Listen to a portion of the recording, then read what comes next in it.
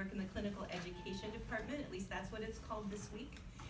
And basically, I oversee the continuing education programs here at ANTHC. And so right now, I'm going to make a full disclosure that there are no financial, I have no financial affiliations with any commercial entities there. That makes all of our accreditors very happy. So you're here, I'm stealing the NCC's first half hour to talk about therapeutic humor or therapeutic laughter. It is not joke telling. So I hope if you were planning on hearing a bunch of jokes, I'm not good at them. I usually mess up the punchline. And so it just is not something that I'm good at. And how I heard about this or learned about this is 2005 was a very challenging year for me. Among other things, I got to experience what it's like to be the patient receiving chemo, and went without any hair for quite a while, and made it very interesting and very, very cold in the winter and spring. Anyway, so everybody tells you, join a support group. Yeah, that didn't work. So I just found groups that I would listen to the chatter online, which would just reinforce the reason why I didn't want to join a support group. And found actually this place called World Laughter Tour on in a Google, well, was it Google then? I don't know, 2005, probably. Anyway, and found this man named Steve Wilson. He lives in Columbus, Ohio, and he actually brought the equivalent of laughter clubs, that's what he calls them, laughter clubs, to the United States. And this was back at the turn of this most recent century. And actually 1998 was the first World Laughter Day celebration in India with a physician named Madan Kataria, who started laughter clubs in India based on laughter yoga. And he and Steve got together and had a lot of chatter, and so Steve thought, why not? He was a psychologist at the time, and has since happily retired with a lot of, he calls himself a joyologist. And so I adapted that to a joviologist, because I'd rather party.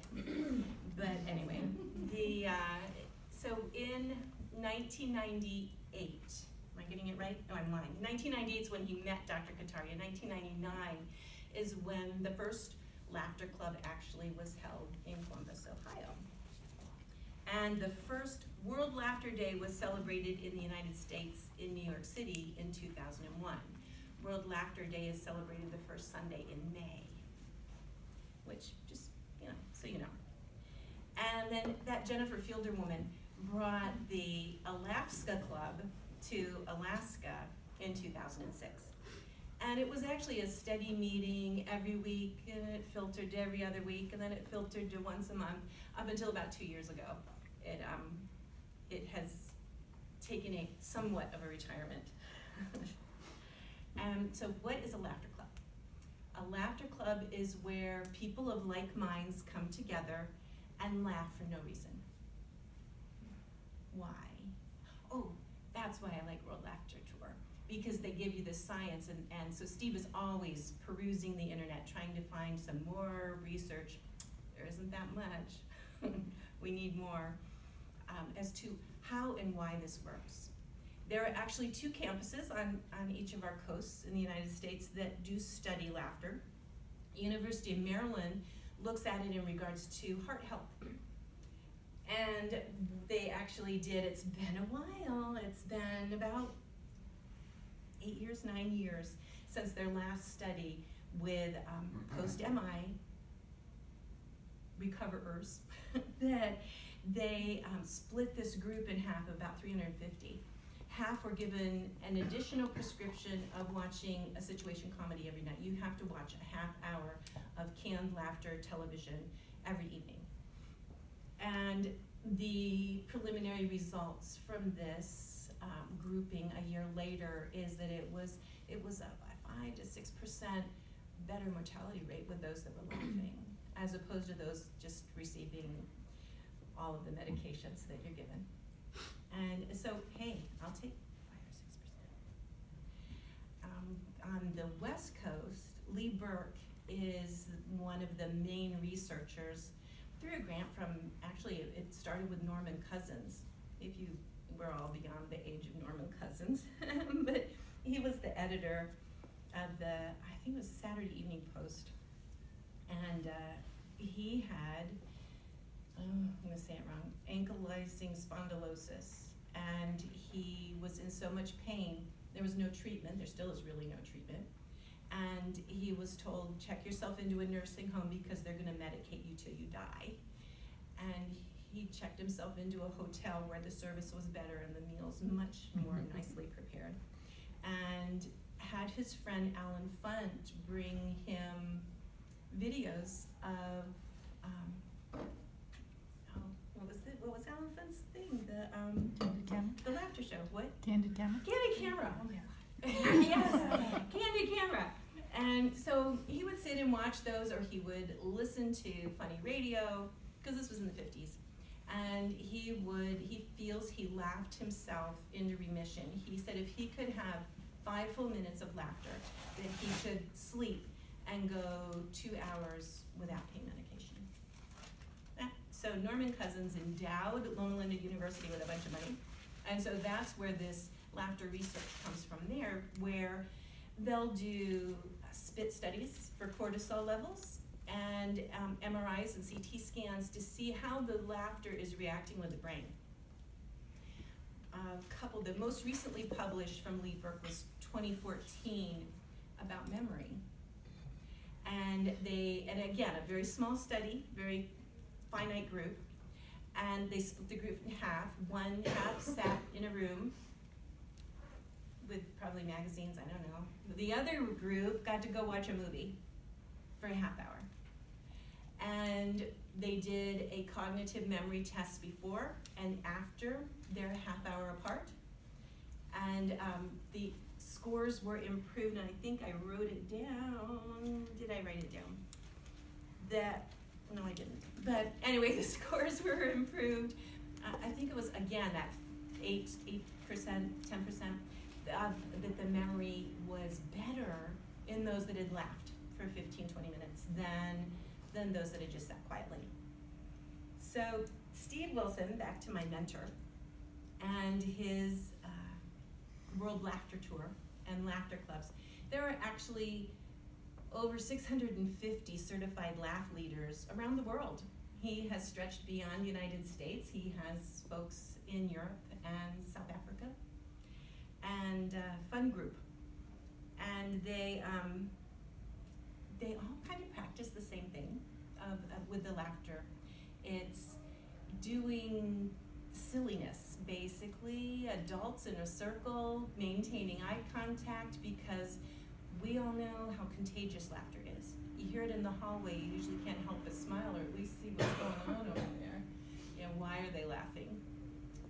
Living in cube world makes it really interesting during the day, because there's little pockets of laughter that occur all day long, which is wonderful. And the other thing is we're hardwired to laugh, which you probably know that if you spend any time around babies. A baby will laugh out loud at some point around 3 months, between 3 and 6 months. And actually the Navajo have a laughter celebration. So if you're anywhere on the res where people are saying, oh, has your baby laughed yet? Because whoever gets that baby to laugh first gets to host the laughter celebration. So it usually ends up being the parents. But it's, so their first laugh ceremony is a big deal, because traditionally then the infant who has been considered part of the spirit world is now part of the physical world once they laugh out loud.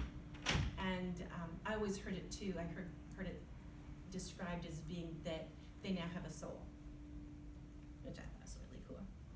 So, so traditionally, anciently, in ancient ways, laughter has been a big deal. It's, according to the Bible, it prevents the bones from drying up. And so Steve Wilson, with his connection with Dr. Kataria, had this vision of good-hearted living. Because Dr. Kataria, after he would have his laughter sessions, he would say, okay, go and give compliments. Compliment somebody today. And Steve took it one step further and actually put a little journal together and gave every day of the week something to focus on and what he called good-hearted living. So he said Mondays are for compliments. Not false compliments. Find something for real. Yeah, I know. Thank you for the haircut. Now I don't have to get it cut again until next year sometime. Tuesdays are for flexibility. Ryan, I work with Ryan with the American Heart. He runs the training center. He coordinates with the training center for your BLS and ACLS and PALS. And he said he took a different way to work today and sat at every light with a lot of traffic. And I said, oh, Tuesdays are for flexibility. Yay, you. You're changing those little wires in your brain to get out of the rut, even if it was a little slower than you anticipated. Wednesdays are for gratitude, which is huge. I'm going to come back to gratitude. And Thursdays are for kindness.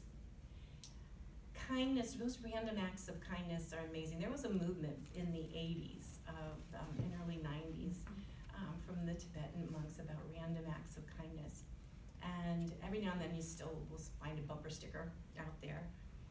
And what an amazing thing if we could continue to embrace that concept. Fridays are for forgiveness, because it's hard to have good-hearted living if you haven't forgiven yourself. And then the weekends are for chocolate. I love this hand. Chocolate doesn't have to be some kind of cocoa sugary thing. It's also a concept. So I grew up in a house with a mom who's a nurse, so weekends were also a concept. And 24/7 world of hospitals, every day is somebody's Friday. So chocolate can be anytime, anywhere, anything. There actually were some studies back around 2008, 2009 about chocolate and how about this much will actually help lower your blood pressure, like laughter. And so the magic rule of thumb with laughter is 15 minutes. So we have 15 minutes left. We're gonna run a little mini laughter club. So everybody who can, please stand up.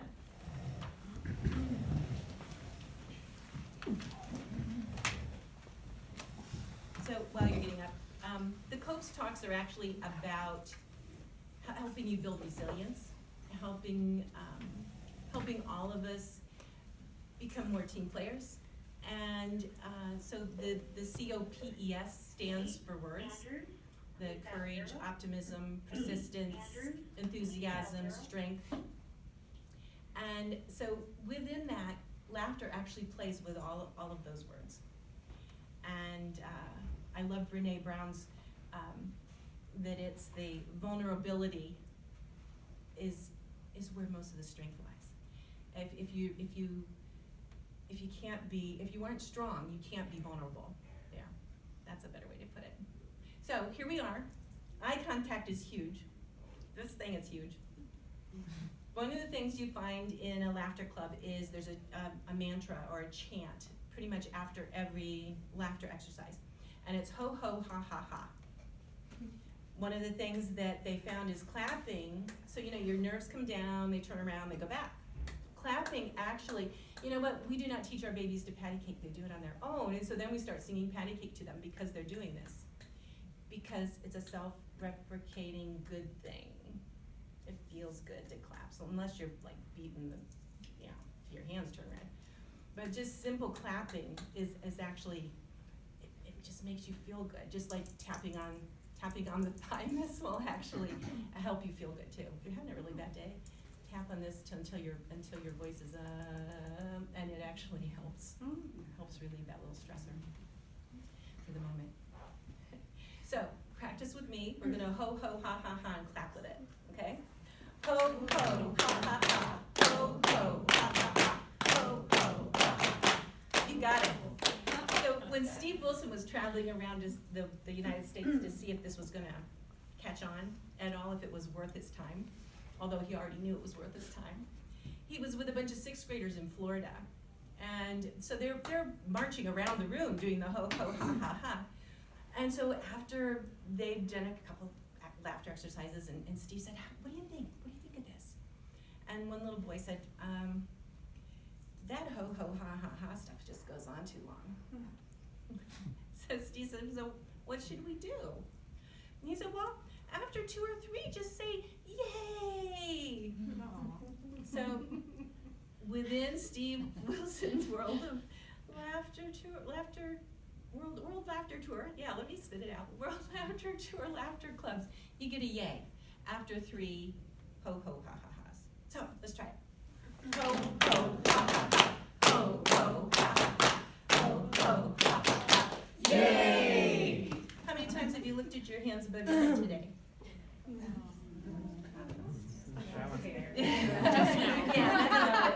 up way up high, unless your coffee is kept up there.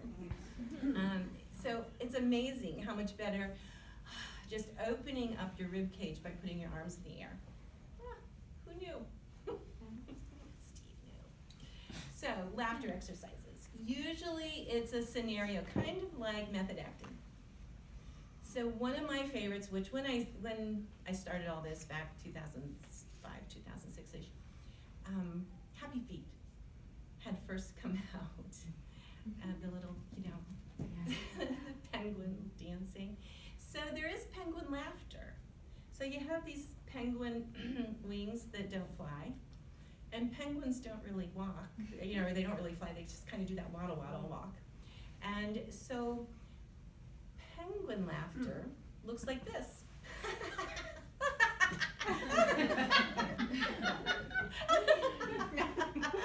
Now, this really works better when all of you are doing it with me. Okay, so penguin laughter.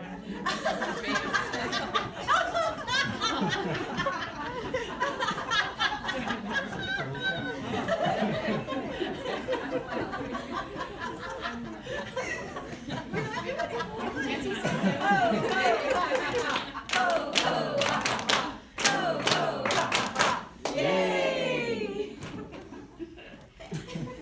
You've got this. So there is, the more you laugh, the more you laugh. So if I can get 15 minutes of laughter into you today, you're actually going to find things a little more enjoyable for the rest of the day. All right, it's coming into the holiday season, and there's always travel. The only way in and out of Alaska, unless you really have a lot of time, is flying. So we're all familiar with the safety instructions. I'm going to ruin that for you. So we are going to go through the safety instructions, only instead of words, we're going to use laughter. So please play along with me.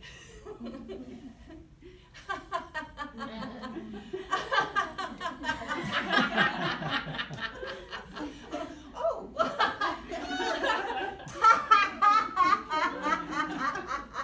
Come on, you can do the safety too. Oh. Oh.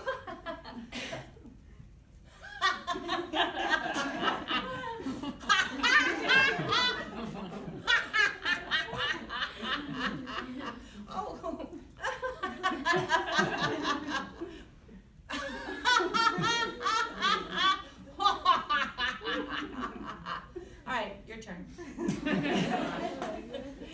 Just whatever you remember with the safety instructions. So you've got your exits. You have your mask.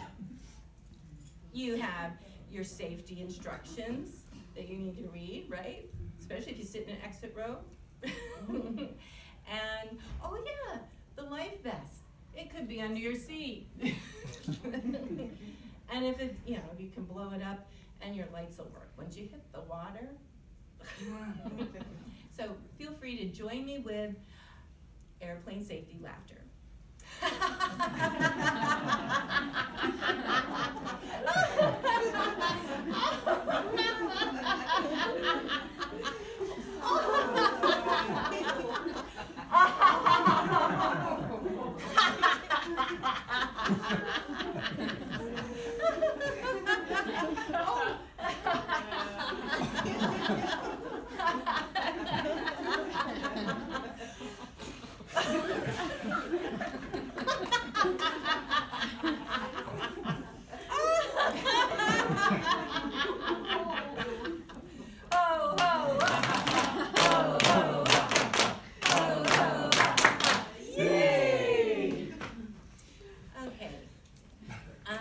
of the other laughter exercises that I really like is the laughter ball.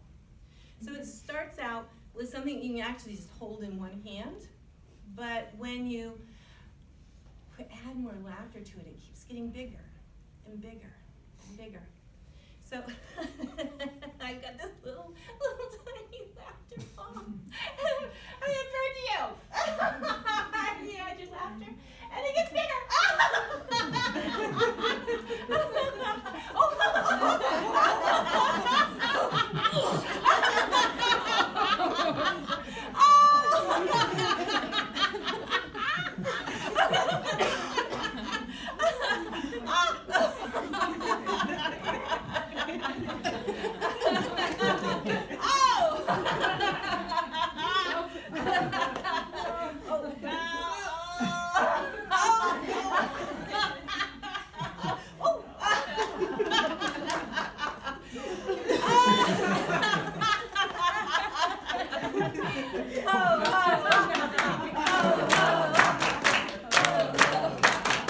Yay!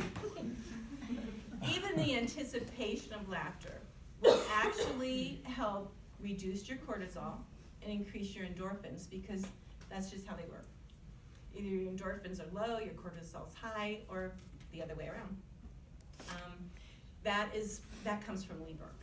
And again, the 15 minutes comes from Lee Berk with the MRIs and the spit in the tube, see how much cortisol you have in your system. Kind of interesting. And let's see, we still have a couple more minutes. I gotta get some more laughter out of you. Okay, here we are. It's that time of year. I made the mistake of buying, actually no, I had a really fun time this summer in a little ragtop car that sits this close to the ground. Until I was driving to the zoo on Sunday. I volunteer at the zoo on Sundays, chopping up stuff for the animals. It's kind of fun. If you're ever looking for a volunteer gig, they're always looking.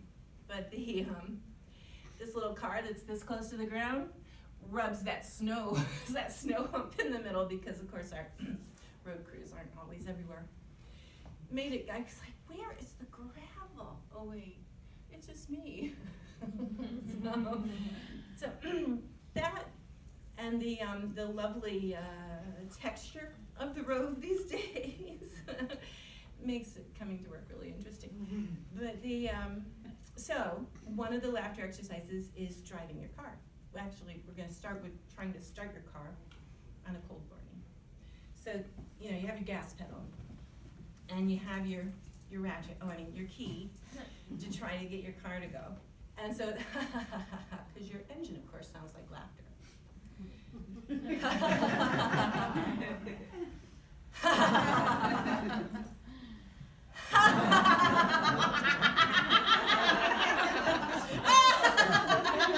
So now we're going to drive.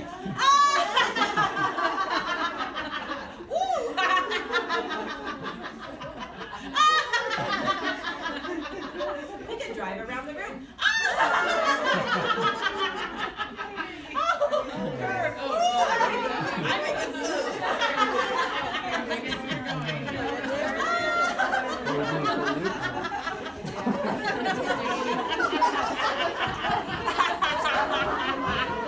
Is it dead? No.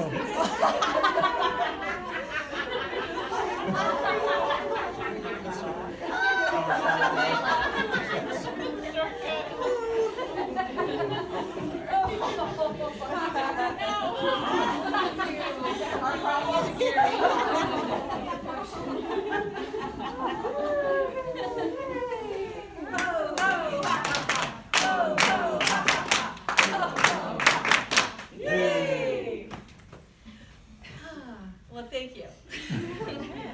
So one of the things that I've left out with Laughter Club is a little breathing in between, especially making you move. So take a nice deep breath in and out. And in and out.